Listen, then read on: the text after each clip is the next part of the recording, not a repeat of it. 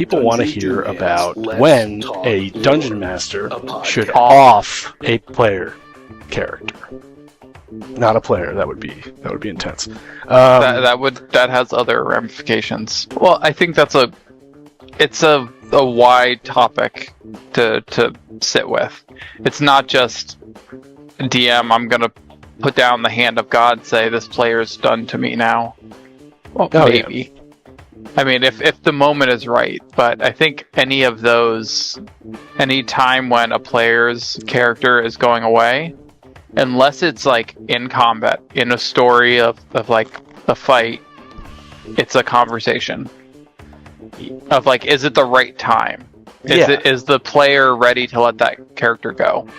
Well, let's just maybe we'll break it down like in our travels, in our 3-year game, we've killed many people, but like I would say two of them have been accidents. And when I say accidents, I mean like I actually didn't plan on killing anyone. I really don't. Yeah. And if the player character goes and does something stupid like he's a wizard and he runs down a hallway of a crazy dungeon that there are traps. Like I told you there were traps. I said, look, give me a perception check, investigate, and find wires and stuff. And this guy decides to go down and just lunges for the treasure box. And he has low HP. He gonna get hurt. Things happen, and the dice take control.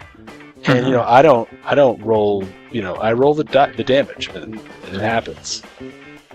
Yeah, well, but like the campaign, when we're coming into it, we had an expectation that life is fragile. Right. Like we have a running joke of, do you have your backup character ready? Yeah. And we joke about that, but it's also creates that mindset of these characters are not forever characters if they're not meant to be. Right. If the story has them going out somewhere along the way, so be it. That's their path in the story. And I think the conversation we had as the game was starting and as we were bringing other people into the campaign, it's always the idea of this character you're playing right now may not be the one you'll be playing in 4 months. This is deadly. You might and probably will die. Jake Sprock is the only character that has survived from the original 3. Yes. Sprock actually, I've had 3 characters die. Matt has had 3 characters die. Death happens. Random tangent. Yeah. Sprock actually, when I first started playing D&D, Jake Sprock, who joined us last time, he played Sprock and I played my Drake Barbarian. He actually stayed with his character into this new campaign, which is funny. Nice, I love it. So he actually has outlived everyone, including the protagonist. But yeah, so there's been lots of deaths, and I also like so it's a well-rounded question. When do you off, kill, or give a death to a player, and a player character for that matter? And I always will, as a DM, talk to the players after the game. Sometimes I do it sidebar with everyone. Sometimes I do it sidebar with other players.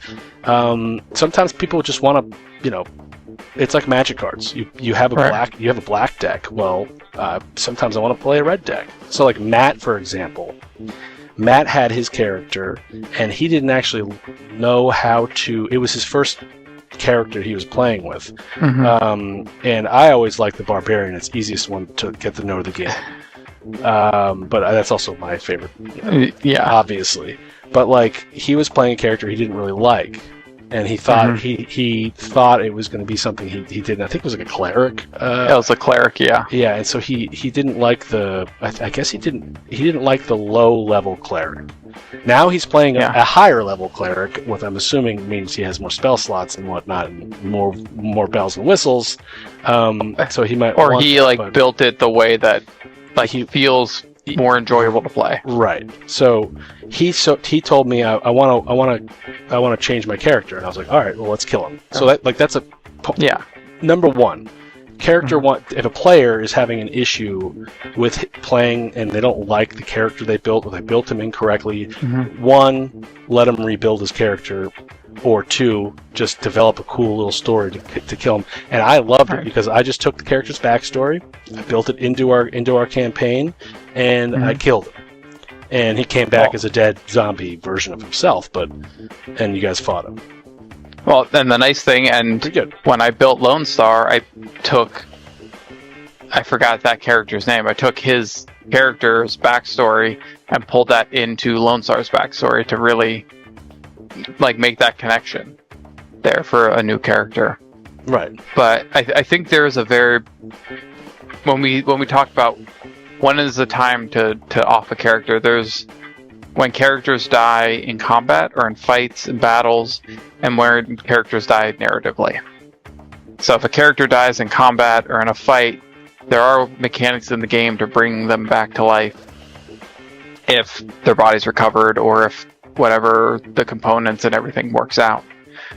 But even if a character dies in combat and they get brought back, there is a way narratively to let that character go. Right. And if the person is ready to move off from that character, if the story has been told for them, just like Lone Star. Lone Star's story, I think, was at a really nice point for him to go. And that wasn't a conversation we had, that was a decision I as a player made of and that's another side. It's not always the DM that's like, all right, let's try and figure this out. Sometimes as a player, the story, the narrative is set in a way that you're ready for that character to go, to make some sacrifice, to do something that will let that character die, that character move on from the story.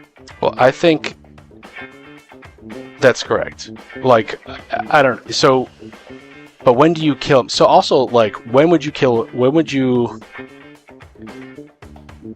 I mean, if you have a conversation and the character's ready, just like with Matt's character, if they're ready to go, you can create a story that it's a narrative. It's not in combat. It's role play.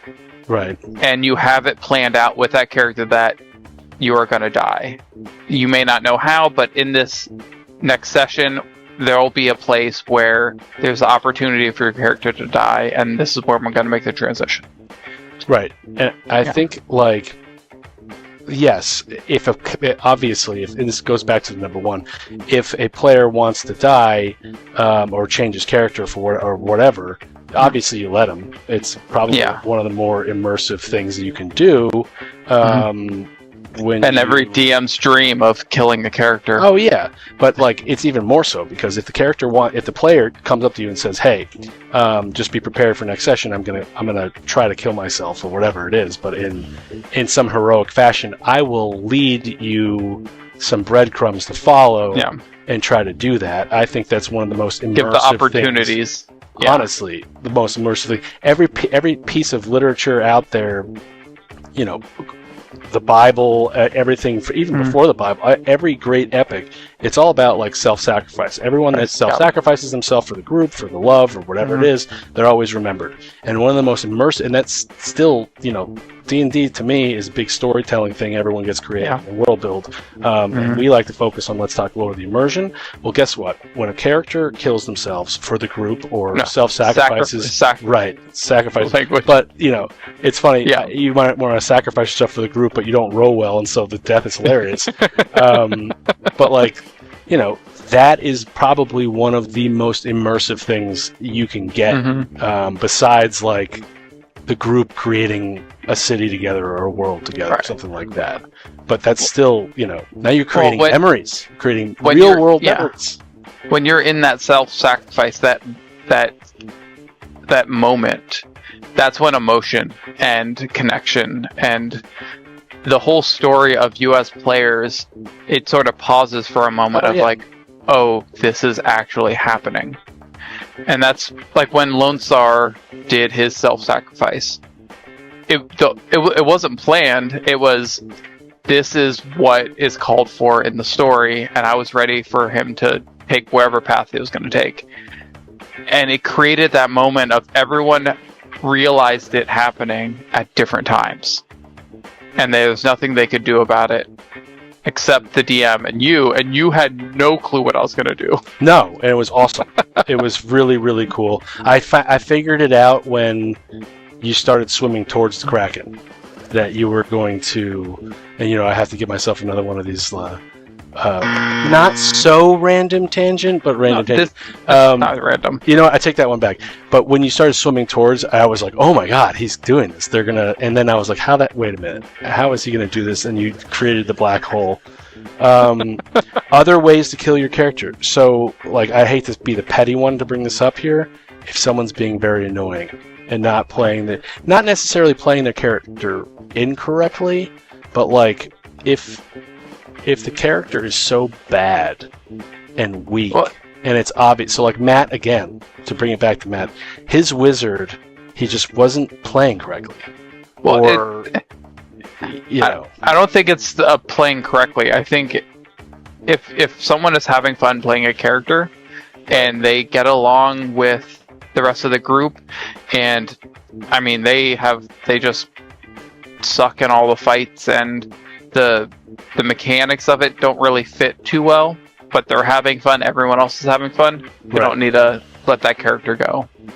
But if there's a player who's annoying or doing really annoying things with a character that's built in a way to break the game, I mean that comes after a conversation of, hey, what you're doing with this character is kind of annoying me as a DM, because there's a lot of things that can break, and I don't want to have to set a bunch of rules of you can't do this specific thing that you built this character for. But what that you're doing is breaking the game, and it's not making it fun for me or some of the other players. Yeah. Or something along those lines. But if the character keeps like just annoying you, it's like, okay, I've talked to you, like I don't want to DM with this character that's just blowing up the world and blowing up the world and blowing up the world. Well, I don't think that you punish the guy for trying to break it, because you have broken it quite often. Everyone breaks it, essentially. But it's like, once you start to, now we're getting into the area of like problem player, but like if you repeat it, like if you talk to someone and say, hey, your character is constantly like not being a team player, in the sense that the team wants to finish the map or get to the objective, and you always want to try to do something else. That's like sort of like a player to player conversation, but I will have that, but the consequence of that is it's a dungeon, dude. Like, you do something stupid and try to go and talk to the dragon, and you're at a low level, like, you're not going to withstand that blast, whatever it is. Right. But if you also consistently, detract from the other's immersive portion, I might kill your character. Not necessarily on purpose, but I might try to, like, I'm going to put a big bomb, a big explosion, something to knock you off center, and you're going to need to go. You will need your friends. You will need them. But sometimes I roll incorrectly and the guy dies. Well, you say what you're going to roll and they interpret it differently. Yeah. But, Well, it doesn't always have to be the death of the character. No. I think bracing it off a character is better, because the way with Matt's first character, the cleric, he had a different path that he took. And if you have one player character that's not fitting with the rest of the party, I mean, if any adventuring party, they have to trust each other with their lives. And if they don't, then that player character, the character itself, may take a different path away from the party, and the party says, we don't want you here anymore. Right. And not to the player, hey, player, make another character that's going to want to play with this group of players. Yeah, and group of characters. It doesn't always have to be a death. Like offing could be, as you said, a different type of, Ignis. Matt real world Matt had a baby. He couldn't play with us for a while, so we left Ignis behind, and it turned out that Ignis was left there to raise the baby Mind Flayer that he had. Now, am I going to swing that back? And Matt's new character hates Mind Flayers. Like, am I going to bring that back and create a little hostility between the team players, because everyone knows Ignis, Matt's character doesn't know Ignis, Matt's character has a baby Mind Flayer, there's something going in there, and I think the cleric has said on, that's something to talk about later, but there's different ways to off, but I think the question that they were talking about was kill, and I say the best way to do it is obviously a planned way to do it, and I loved when the players planned it. And okay, I have to do it. Like, I have to kill myself to sacrifice myself for the group. Like, that was so. I think you brought up a really good point of there are consequences for actions, and it's not always I open this door and then a giant dragon's breath hits me. It's if I continually make bad choices, bad things are going to continually happen to my character, and they'll get worse and worse and worse, and then maybe I'm in hell, imprisoned by the Lord of the Hells. Yeah, who knows? But when Aaron left, he told me, I got a couple games left, because I'm also everyone's having kids now, and he says, I don't know when I'll be back. More kids. I don't know when or if I'll be back. Random tangent alert. This one's a real random tangent. The number one way to grow your economy for the future is to have children. All those children need things you have to purchase. You pay taxes on them. They get jobs. They tax those. That's how to get out of a hole. So not having kids is not necessarily productive to the future of the economy. But that's just my personal, Get past the replacement rate. That's all we ask for. But Aaron was like, to bring it back, Aaron was like, I can't devote my time to this. I have a raised kid. Fine. No problem with that. There's nothing, no, you have to play. Life and priorities and first. Life, but I was like, hey, do you mind if we have two, let's do 2 sessions. He said 3 originally, and I was like, I get it. Let's do 2 sessions.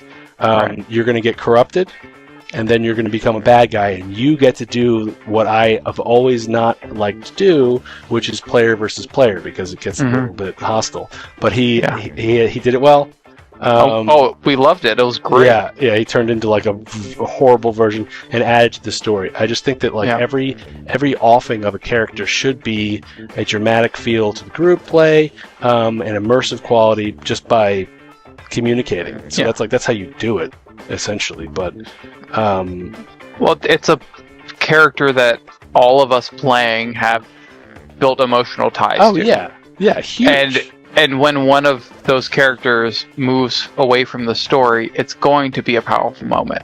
Like a moment that you want to be able to remember of, like, this is how their story ended. And you want to be, as a player, I want the ending of all my characters to be glorious.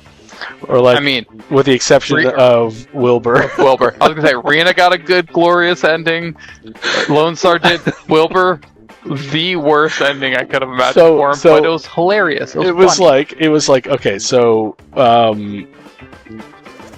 DMs might punish a player who's always detracting from the gameplay and stuff like that, but players will also punish other players in a way. They didn't do it. I think it was subliminal. No. I think it was subliminal, but maybe, to not come out and help Wilbur when he was fighting the mushroom golem and just die. To be honest, I have to take I have to take responsibility for their actions in that situation. As Lone Star, he messed with the party so much and he was a chaotic evil character. And he hit it well. but he took the party down that dark Oh path yeah, for a while. of course. And then I come back. The next character I pull in is the most happy, trusting, like loving character, and no one trusted him. No one believed anything he said because of Lone Star. Yeah, it was so good. It was really good. And So, they're like, we'll let you die. We don't like you anymore. So You're too nice. to wrap it up, to wrap this Yep. thank you, by the way, for everyone for voting on the Instagram. We're going to do that from now on. We're going to put a poll, and we're going to have a first topic. Yep. Every Let's Talk Lore be driven by the followers and subscribers. It's always going to be on Instagram, so just go on there and vote. It would be the day before. And to wrap it up, I just think that, like, when to off it, well, you sort of know, communicate with your characters, how are you liking it, do you want to change, blah blah blah. Also, like, random kills are also very good, so like you don't have to plan those out. It's The story tells Yeah. itself, and my friend like brought a great line that I always think of: the dice tell the story. Yeah. And let the story unfold with the randomness of the game, and however the conversations, the role play, the fights, whatever unfolds there, dive into it.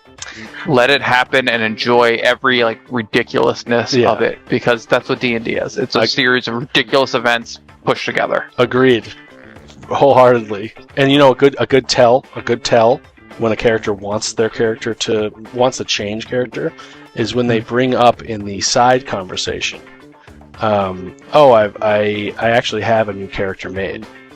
It's a good clue that they are okay with that character dying. Now, Chris, you have. So you're saying, Booterbot, Booterbot's ready to go. Booterbot is in my target area. I know.